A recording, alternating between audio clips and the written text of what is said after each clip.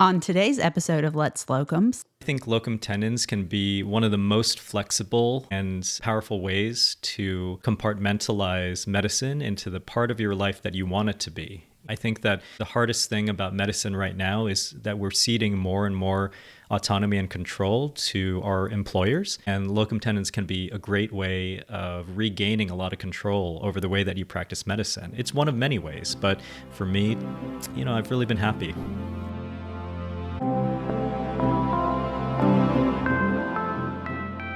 Welcome to Let's Locums, the podcast hosted by Drs. Mark and Allison Royer, ENT surgeons and the founders of SpecialtyLocums.com. Join us as we explore the world of locum tenens and help you navigate the options for a flexible and rewarding medical career. Welcome to Let's Locums. This is Mark Royer. I'm an ear, nose, and throat surgeon and locum tenens physician. I'm here today with a special guest. Dr. Daniel Shin is a urologic surgeon, real estate investor, and educator dedicated to accelerating financial independence for professionals. Currently, he spends his clinical time as a locum tenens physician, dedicating the remainder of his time to real estate investments in his real estate investment company, Sirius Real Estate. Dr. Shin shares his experiences and insights on his blog, The Darwinian Doctor, aiming to empower others to take control of their financial destinies. His mission is to help others achieve financial freedom, enabling them to live life on their own terms. Daniel, thank you so much for being with us today. Thanks, Mark. Yeah, I'm happy to be here. So I'd love if we could get started by hearing about your journey. Yeah, absolutely. I think the journey for my career started out very similar to a lot of new physicians, but I grew up in a first-generation immigrant family in New Jersey, and it was a very typical upbringing to start. We're in one of those New Jersey suburbs that is almost like a suburb of New York City. I remember for the first part of my childhood there, it was a very idyllic upbringing. We would do all the things that you would expect a middle-class family would do in the suburbs of New Jersey. But the thing that really changed for me and which I think drove a lot of my later interests into investing and financial freedom was that it was somewhere around middle school where I remember that the financial state of our family changed, and we went from being very comfortable to this point where we were getting all these strange phone calls from what I understand now are sort of debt collectors.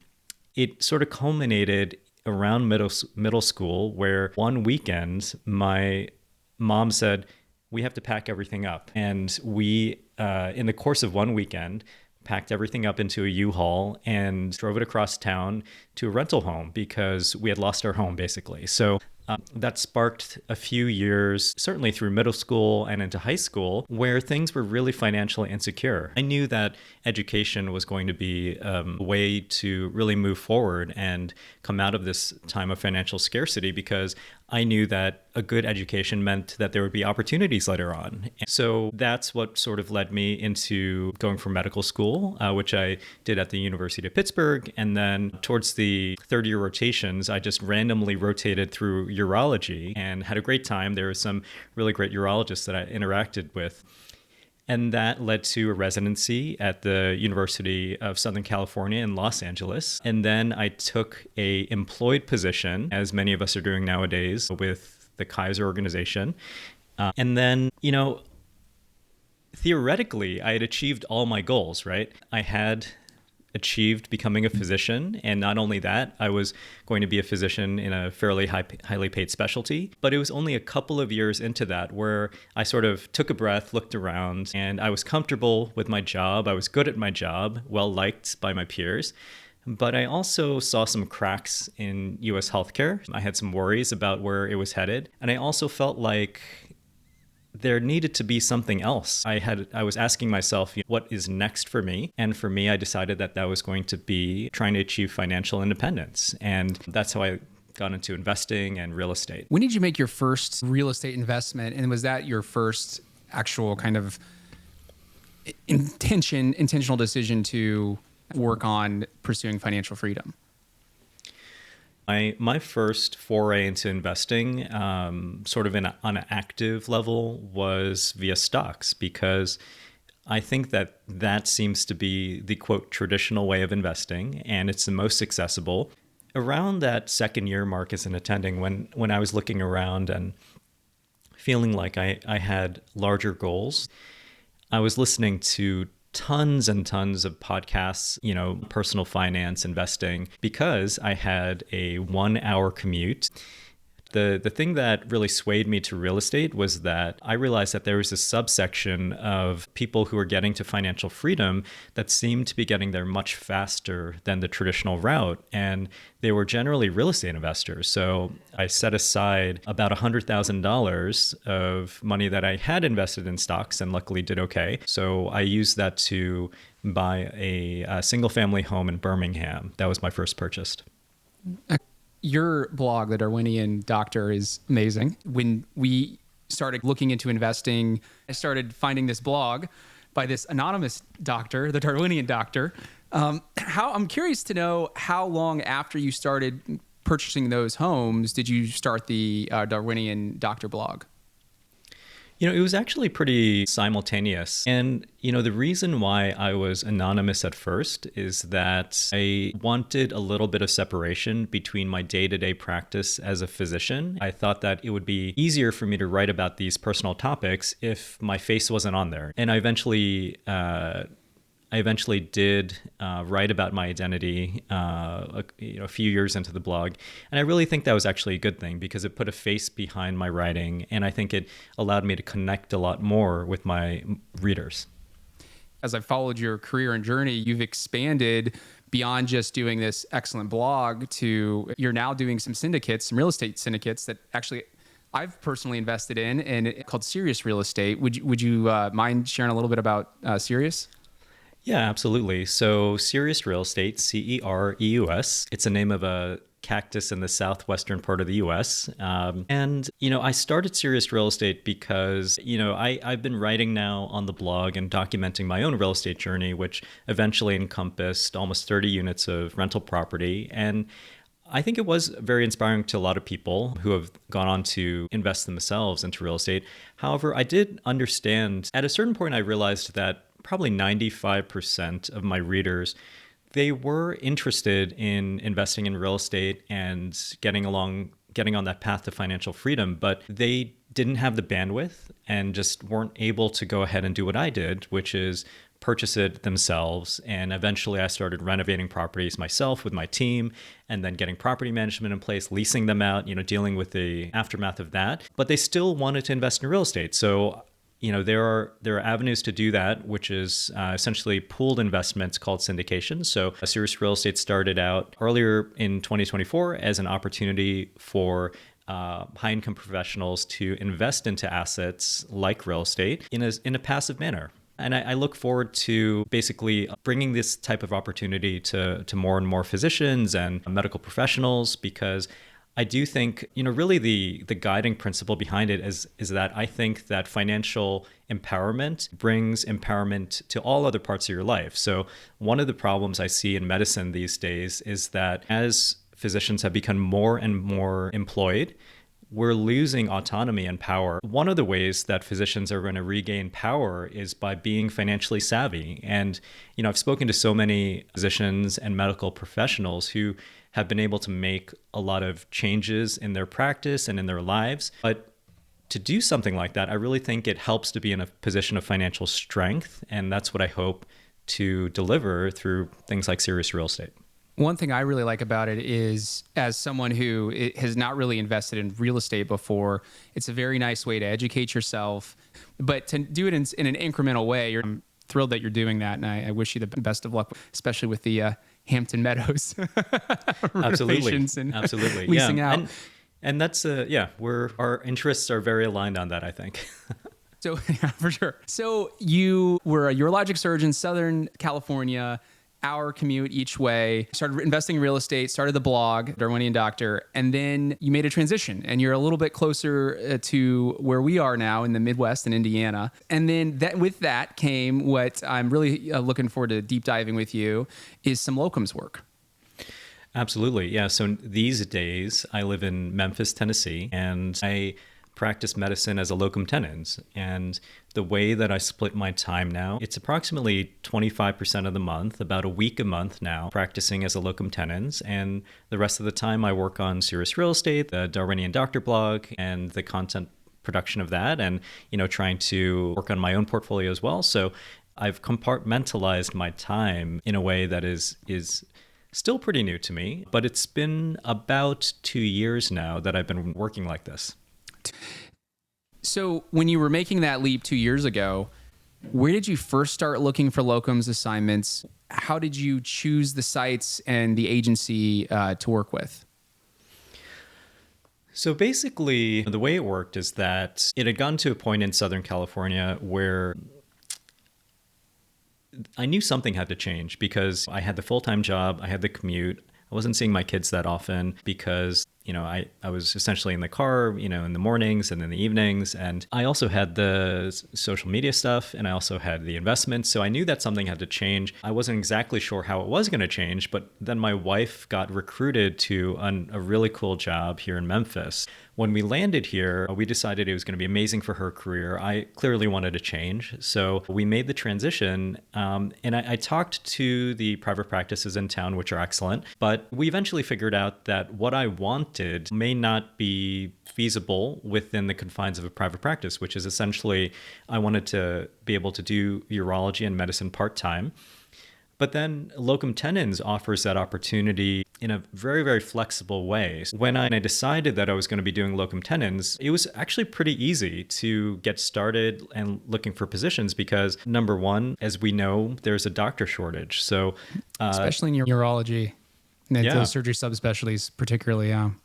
So for better, for worse, there's tons of need for doctors across the nation, especially in what I would call potentially underserved areas. So what I found is that I didn't see as much need in, say, Los Angeles or New York or San Francisco, but you go an hour or two outside of all the major cities, and there's these deserts of care where people cannot access urology services. They can't access ENT services. And what they generally have to do at these hospitals, if they don't have someone to come in and help them with that need, they just put the person in an ambulance and send them to the ER, to the big city. But so for the hospitals, they advertise and hope to find someone to come and help them with coverage and with seeing consults in the ER and all these things. So I essentially just started returning the phone calls from all of the locum tenens companies that we all get as physicians. The hundreds you get in a week.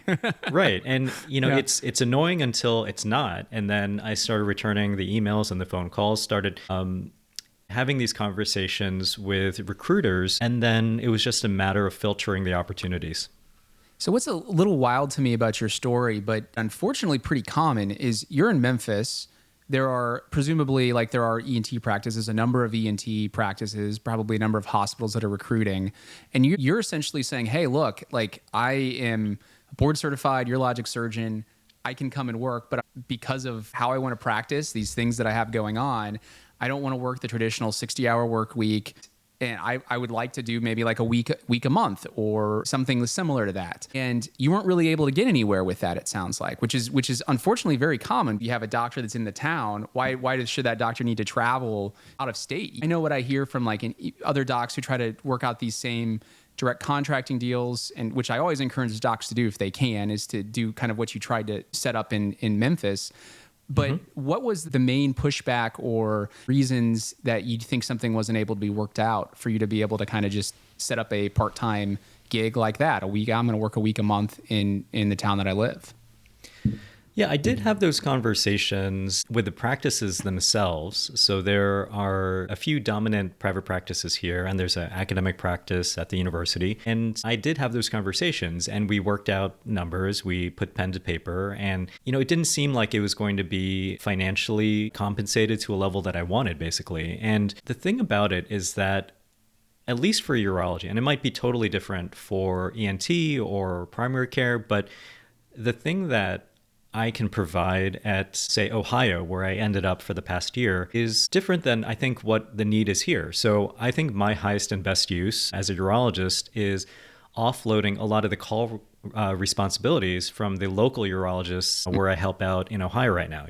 And that's because I'm coming in for a discrete amount of time, and I'm willing to give up some sleep during that time and work really hard and provide sort of a bit of relief to the local urologist. That wasn't really as necessary here. So it wasn't that, I think it wasn't as valuable to the practices here because, the sense that I got was that yes, call is hard here as well, but they were willing to shoulder that. They felt that the compensation was pretty good. So it wasn't to the point where I would be able to negotiate the salary that I wanted just for a week a month here. So that's basically how I ended up looking outwards.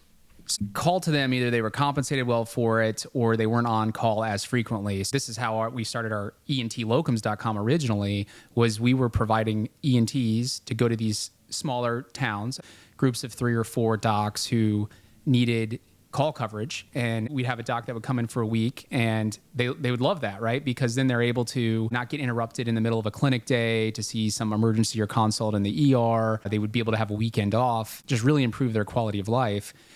But I found the same things from ENT, like a big city, usually they're larger groups. Usually they've got better call compensation. So if they're on call more frequently, they're at least getting well compensated for that. And oftentimes when you have an overworked group of 3 or 4 docs, they'd much rather just have the time off than make some extra money. So it sounds like that's kind of what you found to be the case as well with what you're doing in Ohio. Can you just walk us through a typical locums assignment? Like, what's a typical locums day like for you? Sure. So usually I'm flying out the evening before because I start early. I travel the day before and I get there in the evening. I settle into a hotel. And then the morning when I wake up, my phone is on and receiving consults as early as 6 a.m. I head to the hospital at 7 and I want to be available on site in case there are any emergencies in the OR. They can't get the Foley catheter in, so they call urology or something like that.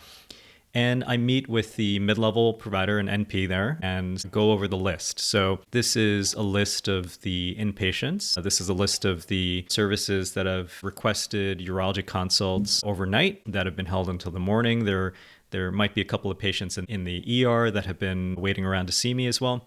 So I'll go over the list with the nurse practitioner and we'll go around and see all the new consults. We'll see the inpatients as well. And then afterwards, it's taking care of any add-on surgeries that might have resulted from the consults. It's following up on studies. It's seeing all the new consults that come in during the day. And then that generally takes the day. So it's really a combination of seeing the inpatient service, seeing the consults, any emergencies that arise. And then usually it does finish up, around somewhere between 3 and 5 p.m. And then I'm on call for the rest of the evening. And depending on the emergencies that come in, maybe that means coming back to the hospital. Maybe it means talking to consultants, approving transfers, and then rinse and repeat the next day. So this sounds like a pretty busy assignment. Yeah. And it can be busy. So when I was taking the position, they had placed some physicians there before, so they knew that it could be very busy. I had a frank conversation where that if I'm going to be getting on a plane and going somewhere, I wanted it to be well compensated. So that well compensated roles tend to be busier and they tend to lump a lot of responsibilities on you. And they tend to be fairly heavy in terms of the call responsibilities. I knew what I was getting into.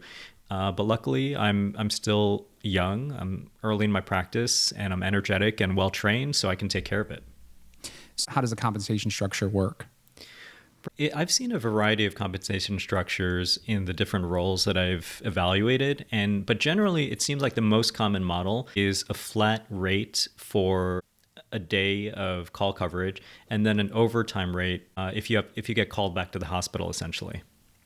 And then will you be staying in Ohio or are you going to a different state? So I would say one of the downsides of locum tenens is that it might not be a permanent gig. So that hospital that has a need in January may not have that need in November. And the hospital where I was helping out in Ohio, they had a problem where part of their department essentially got poached by another hospital in the area. So they went from this perfectly normal situation of 4 full-time urologists to all of a sudden just having 2. And that's why they Yeah, and they brought in locum tenens to help with that need. They have a really large encatchment area, so that not only is it one main hospital, but they have multiple satellites that'll refer sort of patients for specialist care to the main hospital. So needless to say, they did need the help. But in the meantime, they've staffed up, and now they have a pretty robust group of urologists that are employed there on a more full-time basis. So they don't need me anymore after December. So next week I'm heading back there, but that'll be the last shift. And starting in January, I'll be starting in a hospital in Illinois. And the things that you really have to do when you're starting over in a new hospital are you have to think about licensing and you have to think about hospital credentialing. I mean, those, as you know, those are the real time-intensive things in the beginning. So when I knew that I would likely be headed to Illinois, I made sure to renew my compact license. And then through that, I was able to get Illinois licensing fairly easily.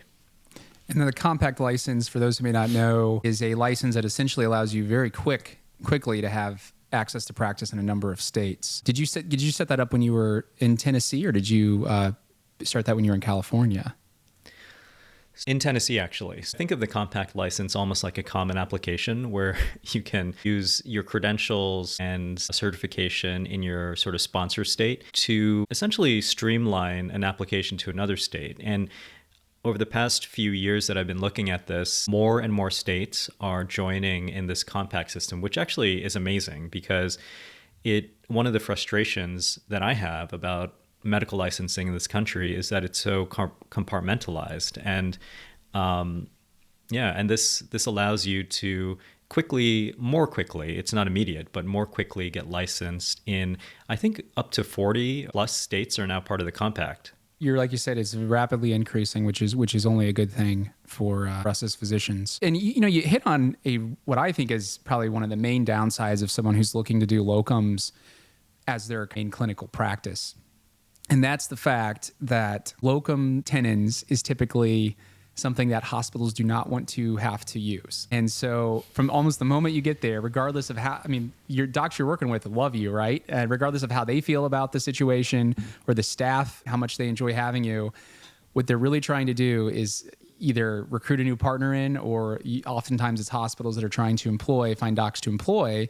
And so these aren't necessarily going to be long-term gigs a lot of the time. Now, you were there a year, which I think is really impressive and speaks to how much they appreciated having you there. Does that worry you at all when you look ahead? I mean, you're in a unique situation in that I have a feeling, based on all of the other investments you've made, that you're probably practicing at this point mostly for to keep up the skills and to provide care to these underserved areas. But I don't want to speak for you.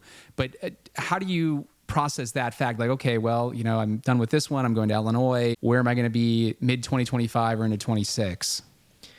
Right. I think there's two ways of looking at it. I think you're right that for me, it's a little different because I have substantial, real estate investments, and I have a real estate investing company in Serious Real Estate. And I'm really excited about how that's going to expand in the future. But I think it's perfectly possible to, even as a younger physician with a family, to subsist on locum tenens income, solely. But you're right. I think when you're doing locum tenens, it's with the realization that you might be at a role for a particular amount of time, and then you might have to switch to a different role, and there might be a lag in between them. The thing that I think makes it possible is that generally, you're going to be looking at a fairly robust compensation structure as a locum tenens. And I think it reflects the supply and demand aspect of it. And it also reflects the fact that there's an inconvenience to traveling somewhere else to practice medicine. There's a significant switching cost when you start at a new location. You have to be really adaptable. It takes a slightly different skill set than if you're practicing in the same place all the time. Oftentimes, you can beat your typical compensation by working as a locum tenens. And I think that gives you a little bit of an opportunity to build up a bit of a safety net, a financial safety net at least. So whereas I think most physicians, I would say it's good to have in your checking account at any given time, a good amount of capital, ideally something like 6 months. If you're going to be doing something like locum tenens, I think that's even more important to have that and to make sure that your living costs are going to be covered by liquidity that you have access to. You talked about how the switching costs are quite high when you go from one site to another. Now they'll typically pay for the orientation, like that's very standard, right? So you're like, you don't have to worry about productivity in locums jobs, in most locums jobs, which is great. You're paid almost usually more or less hourly. And that would include orientation, being brought up to speed on a new site. But one of the things that I think is a big negative as well, and you touched on this earlier, is that when you switch, you do have new credentialing. Now the compact license makes that a lot easier. The agency should really try to take a lot of that burden off of physicians and really try to minimize paperwork. But how much time would you estimate you spent before you started your first locums job, and then now when you're transitioning from Ohio to Illinois, in that kind of uncompensated time where you're responding to emails from the recruiter, from the hospital, you're getting documents together that maybe they had but needed to be updated? Have you thought about that, or do you have any estimate as far as how many hours you would be spending to make those switches? Yeah, I've thought about it, and it's substantial. It's easier this time around because I am more organized about it, right? So I have a lot of this documentation from the last time around, and I have all of my dates of training and prior jobs and prior hospitals written down and accessible. But I would say, honestly, the first time that I went through it and was finding all of these documents and going through this process, honestly, maybe 50, 60 hours. Yeah, Jesus. I think it's hard to estimate, but it wasn't all at once. But over the course of weeks to months, because you're not the initial process talking to a locums company, you might just have a conversation and then it might be off to the races, or they might have a process where you have to submit all of your documentation and credentialing to them, and they create a file on you. And then the applying for medical licensing to a different state, it might be with a compact, it might not be, but you can remember when you had to do that, as a resident or whatever. It's quite arduous. A lot of the work is duplicative, where you have to send the same documents, and maybe they lose it. You have to send it again. It's a lot of contacting residency programs and hospitals for insurance companies to make sure that you have all the documentation. And then, after you get the job, then you have to deal with hospital credentialing, and it's pretty much the same thing all over again. So until I was able to get all the documentation together and get a little bit facile on that, it was quite arduous. And no matter how organized you are, you still have to get the documents and information into the proprietary forms that the hospital has. And a lot of it is really, really annoying, to be quite honest. And that's one thing we really try to improve. And I have a particular disdain for that side of practicing medicine, is all of the paperwork and all of the forms and sending them again and again. I was talking to someone recently who, the locums lady, kind of travels around in an RV. She has PM&R. She has her own website, right? But then she has like an encrypted page. She works at multiple different sites with multiple different agencies and has all those documents on there. Someone can get a password and download what they need. I thought that was a creative way to handle that. I think the other negative is, while there's huge benefits in those 3 weeks you're there, you also have this week. I know you have kids, as do I, that you're just away. I mean, you're not going to see them at night. You're not going to, any events or activities they have going on, you're going to be missing.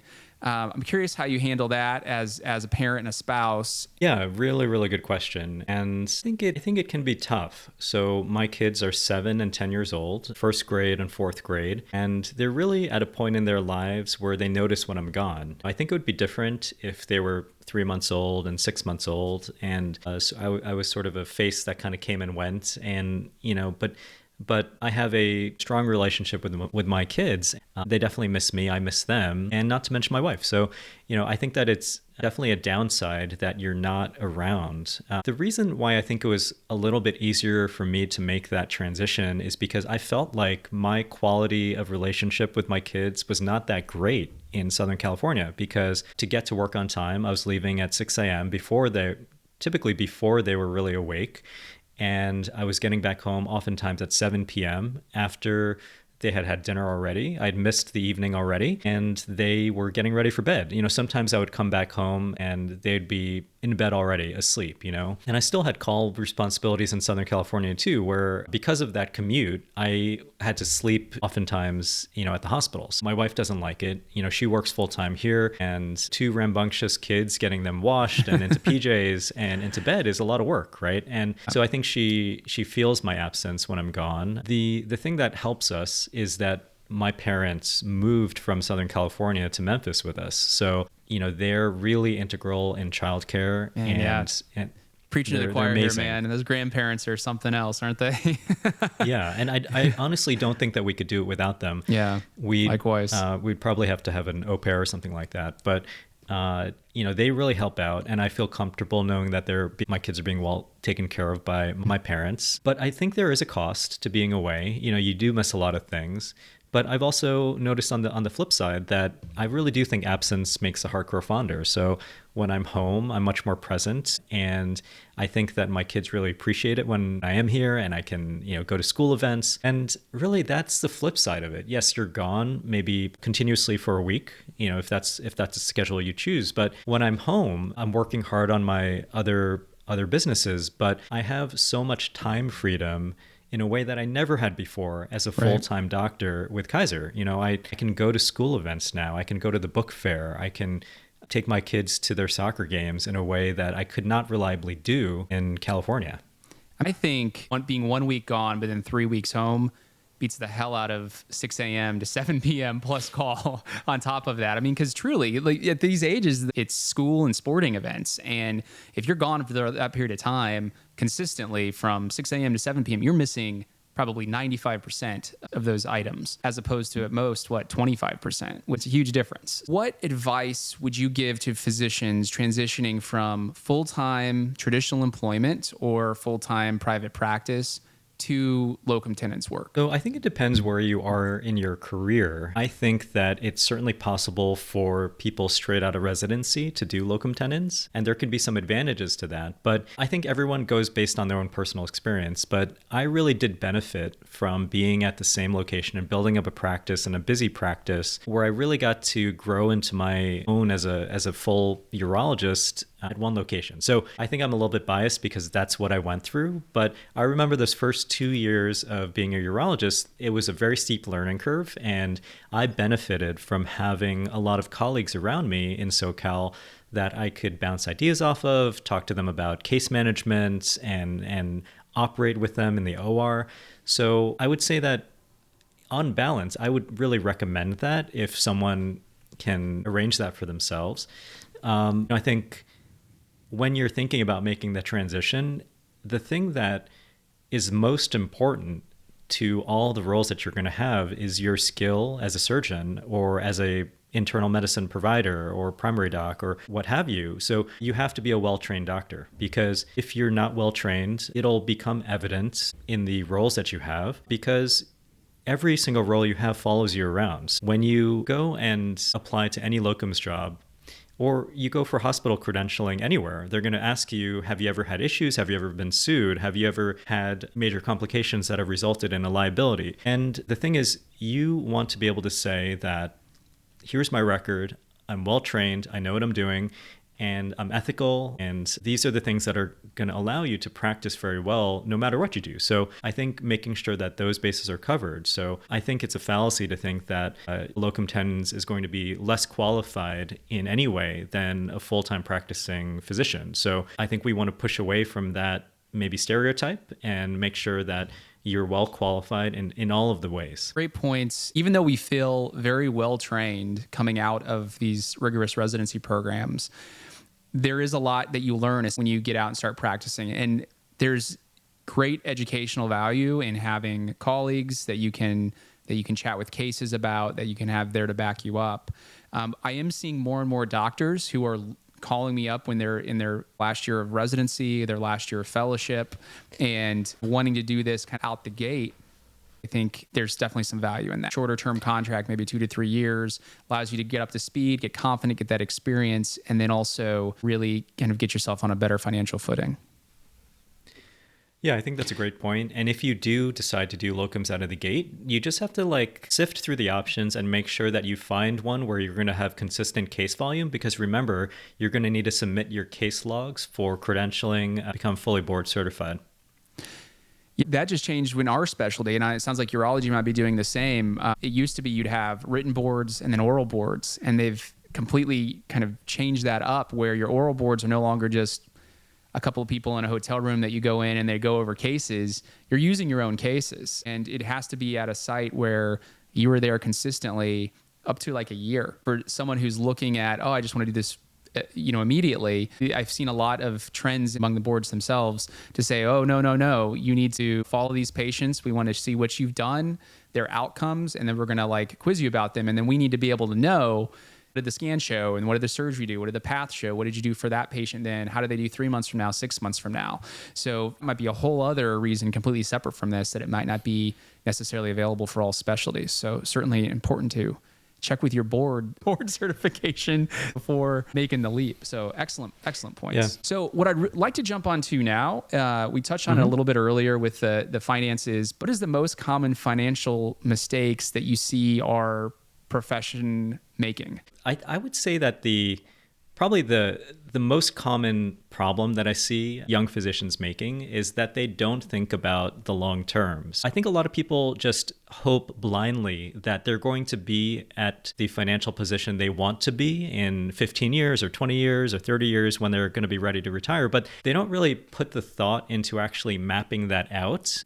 You do have to have a clear picture of where you want to be and the type of lifestyle that you want. And you can extrapolate backwards from that.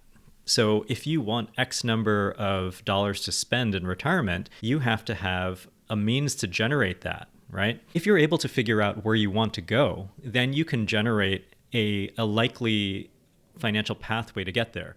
And if you're not on that path, then you're not going to get there. You can't suddenly wake up when you're 65 and plan on hanging up the stethoscope and say, whew, I'm glad I got it through my medical career. You have to plan for it in a way that I think some people don't. They just hope that if you make a consistent salary and don't live extravagantly, you're going to be fine. And then some people are surprised when they do get to retirement and they say, oh, I can't retire because I don't have enough saved, or I don't have enough in my 401k, or I don't have passive streams of income. So that's the most common problem when I talk to people. They haven't put the foresight into getting to where they want to be later on.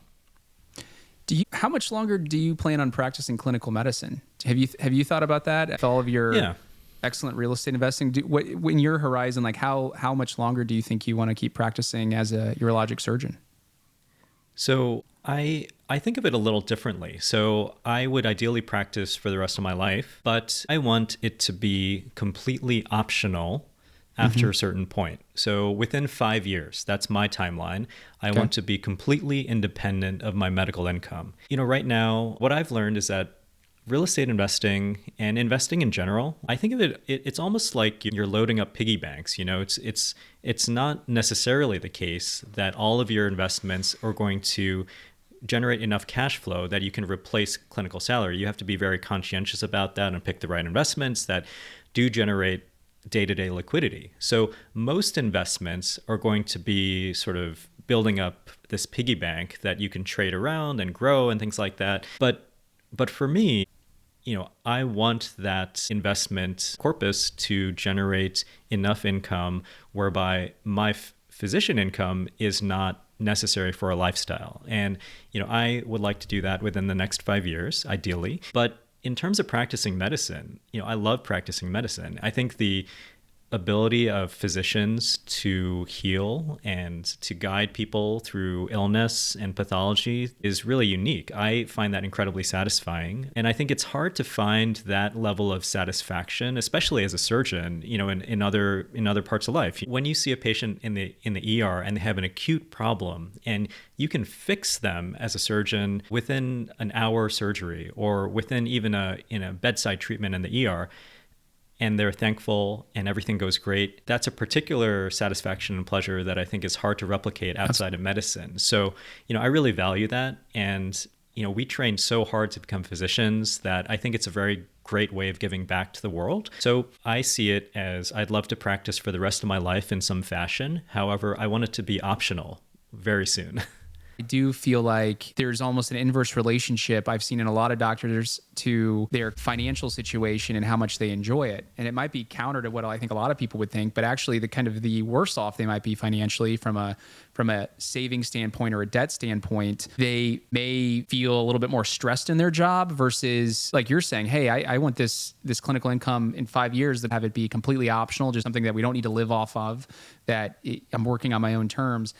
As you've made that journey, has your feeling towards medicine changed? Like that kind of what the sentiment that you're describing right now, which is very positive towards what you do, has it always been like that? Or has that trended towards that direction as you've been able to have these additional real estate investment properties and different sources of income? I think that's a really good question, and it has changed. So by the time I left full-time medicine, I was definitely burnt out. Not only was I burning the candle on both ends, being a full-time urologist, and I felt the satisfaction from medicine, but it was fewer and further between. As a full-time practitioner, a lot of my time, just as all physicians, it was spent on inbox management, responding to patient messages and making sure that results were followed up on, all of these things that are really unsatisfying. And also frequently not compensated, right? Like that's the difference that you're probably seeing in locums. You can be responding to that epic inbox, and if you're employed, you're not getting RVUs for that necessarily. I mean, you're not getting hourly payment in a lot of situations. Right. So I don't have to deal with as much of that now as a locum tenens. It is different, and definitely going part-time with medicine has made me enjoy it more, 100%. Well, I have to say, Daniel, I am so impressed with how you're utilizing locums in your career. Everybody has different life situations, but I think you have truly figured out a way to maximize what locum tenens can offer. I think the fact that you are present for your family so much of the time, the fact you're creating content for people like myself and other colleagues, the fact you're growing your own portfolio and then developing this a real estate syndicate, just super, super impressed. Thank you so much. Yeah, I think that nothing's perfect, but I think continually trying to go towards a good balance in some way, whatever form that takes, is the way to go. And for me right now, locum tenens is playing a large role in that. I'm curious to know what's next for you and the Darwinian Doctor, specifically, my favorite blog, and any upcoming projects or goals that you're excited about. I'm really excited to expand Serious Real Estate. So right now we have about 400 to 500 potential investors on the investment list, and a number of those, including yourself, invested in our first deal. But the more the merrier. It's like I'm really excited these days about the serious happy hours that I've been putting on, which are educational talks. And I've been trying to streamline things a little bit better and balance time expenditure between serious real estate and content that I produce, on TikTok and Instagram, trying to get the word out about all of these things that we've been talking about, and having that still serve the Darwinian Doctor blog, which I think is an important asset as well that I've grown over the years. So the main thing that I'm focused on is serious real estate for the next year. And I think that growing the investor base and bringing great investing opportunities to physicians is something that really fires me up. And that's what I'm most looking forward to. Excellent. And we will have all of the links to your content and endeavors in our show notes, but can you tell us where listeners can find more about you and your work? Sure. I think the omnipresent name that I exist on social media is probably the easiest way to find me, and that's the Darwinian Doctor. Tell us where that name came from.